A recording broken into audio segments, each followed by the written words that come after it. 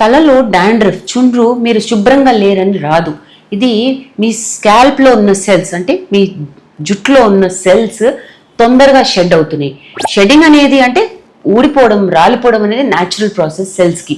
మీ skin నుంచి కూడా అవుతుంది, మీ స్కాల్ప్ నుంచి కూడా అవుతూ ఉంటుంది. కాకపోతే ఇది ఓవర్గా ఫాస్ట్గా స్పీడప్ అయింది అనుకోండి, అలాంటప్పుడు మీ స్కాల్ప్ ఈ స్కేలీగా ఫ్లేకీగా అయిపోతుంది, అంటే రాలుతూ ఉంటుంది.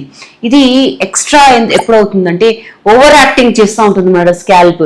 సో ఇది ఎక్స్ట్రా ఎప్పుడవుతుందంటే ఒక ఈస్ట్ ఉంటుందండి, దాని పేరు మెలసీజియా. ఈ ఈస్ట్ ఎక్కువ ఉన్నప్పుడు కూడా ఈ ఫ్లేకీ స్కిన్ అనేది, స్కాల్ప్ అనేది రాలుతూ ఉంటుంది. వేడిగుంటే రాలుతుంది, చల్లగుంటే రాలుతుంది.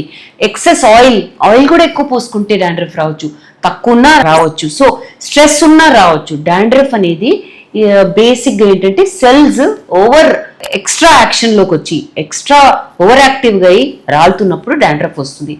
మామూలుగా ఏంటంటే షాంపూస్ ఉంటాయి, వాటిలో జింక్ ఉండడము లేదా కిటోకొనజోల్ అనే ఒక ప్రోడక్ట్ ఉంటుంది, వాటితో ఈ డాండ్రఫ్ వెళ్ళిపోతుంది. సో పెద్ద సమస్య కాదు, మీరు శుభ్రంగా లేరని కాదు, కానీ రైట్ ప్రొడక్ట్స్ వారి స్ట్రెస్ తగ్గించుకుంటే డాండ్రఫ్ కూడా తగ్గొచ్చు.